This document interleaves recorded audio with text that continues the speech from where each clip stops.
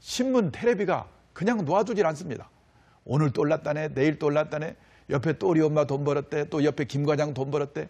그 말을 듣고 이제 나도 한번 해봐야지 시작을 합니다.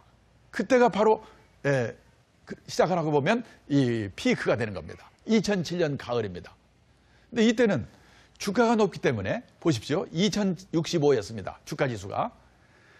주가가 높기 때문에 펀드의 가격이 비쌉니다. 참고로 알아두시기 바랍니다. 주식형 펀드 하나에 주식이 보통 40 내지 50 종목 정도 들어가 있습니다. 이 40 내지 50 종목의 평균이 펀드 가격입니다. 그래서 2007년 가을에는 주가가 높으니까 펀드 가격이 비쌉니다. 따라서 5천만 원으로 살 수 있는 펀드 수량을 조금밖에 못 삽니다.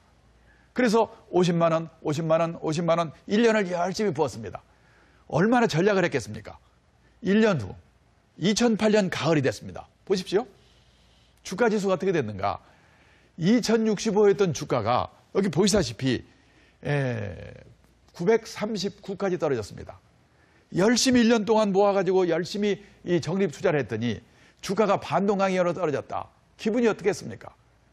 도대체 어떤 놈이 나한테 펀드 사라고 한 거야? 꼴도 보기 싫습니다. 그래서 팔고 나가버립니다. 아주 나가면 또 괜찮습니다. 1년쯤 지나서 오른 뒤에 다시 들어옵니다. 이렇게 투자가 어려운 겁니다. 그런데 적립식 투자하는 사람 입장에서 볼 때는 2008년 가을 이때가 기회, 찬스입니다. 왜? 주가가 절반 이하로 떨어졌으니까 2007년 가을에는 50만 원으로 펀드를 100개 샀다면 2008년 가을에는 200개 이상, 더블 이상의 수량을 살 수가 있는 겁니다. 근데 문제는 적립식으로 투자를 하려고 한다면 적어도 3년 이상은 우직하게 계속해야 되겠다는 각오가 있어야 됩니다. 왜 3년이냐?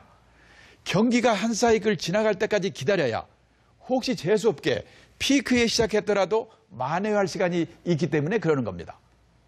자, 그래서 3년 이상을 비가 오나 눈이 오나 떨어지더라도 계속해 나가면 주가가 높을 때는 수량을 조금밖에 못 삽니다. 근데 주가가 떨어지면 기분은 나쁘지만 수량을 많이 사게 됩니다. 그래서 여기 보시다시피 이 펀드의 평균 매입 단가 선이 있습니다. 평균 매입 단가가 점점 낮아지는 효과가 있다는 겁니다. 그래서 여기 이 그래프를 보시면은 금년 3월 23일까지의 그래프가 나와 있는데 3월 23일의 주가 지수는 이 4년 전의 피크 수준을 회복을 못했습니다. 4년 전의 피크보다 마이너스 3% 수준에 있습니다. 그런데도 불구하고 제일 위에 이 펀드의 적립식 투자의 수익률은 어느 정도냐? 적립 금액분지 평가액입니다. 평가액은 여기 보시다시피 플러스 28%랍니다. 28%입니다. 그러니까 이 폭락했을 때 쉬지 않고 매입을 했기 때문에 이 주가 지수는 회복을 못했지만은 수익률은 이 플러스 28%라는 겁니다. 이게 바로 적립식 투자의 묘미입니다. 이게 지나고 보면 별로 어려운 게 아닙니다. 그런데 이 방법을 실천하는 것은 참 어렵습니다. 얼마나 어려운가? 2008년 폭락하기 직전에 우리나라에 적립식 투자하던 계좌 수가 1,600만 계좌가 있었습니다. 근데 그 중에 절반 정도는 2008년 가을 주가 폭락하니까 다 팔고 나가버렸습니다.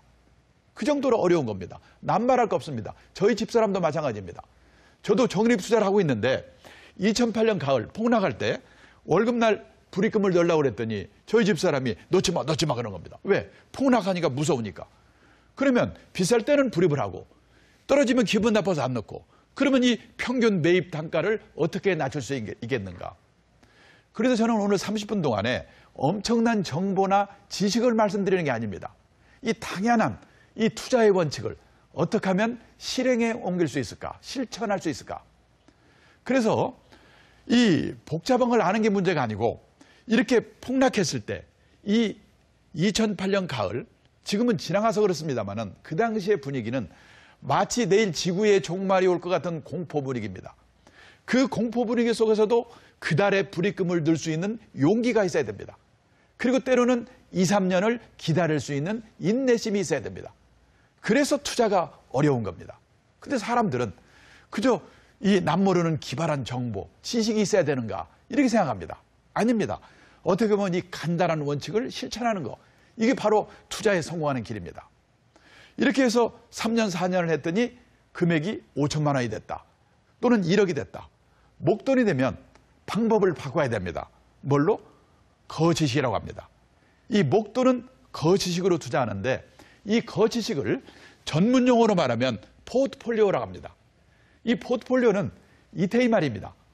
내가 갖고 있는 재산을 어떻게 배분하느냐, 이거를 포트폴리오를 짠다고 그럽니다. 예를 들어서 어떤 분이 고향의 땅을 팔아서 1억 원의 목돈이 생겼다. 1억 원으로 주식형 펀드에 5천만 원어치, 채권형 4천만 원, CMA를 1,000만 원 샀다. 그러면 이렇게 말합니다.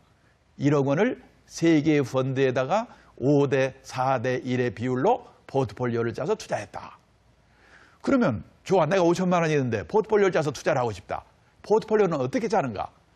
포트폴리오는 자신의 형편에 맞게 짜야 됩니다. 형편이라는 게 뭐냐? 여기 나와 있습니다.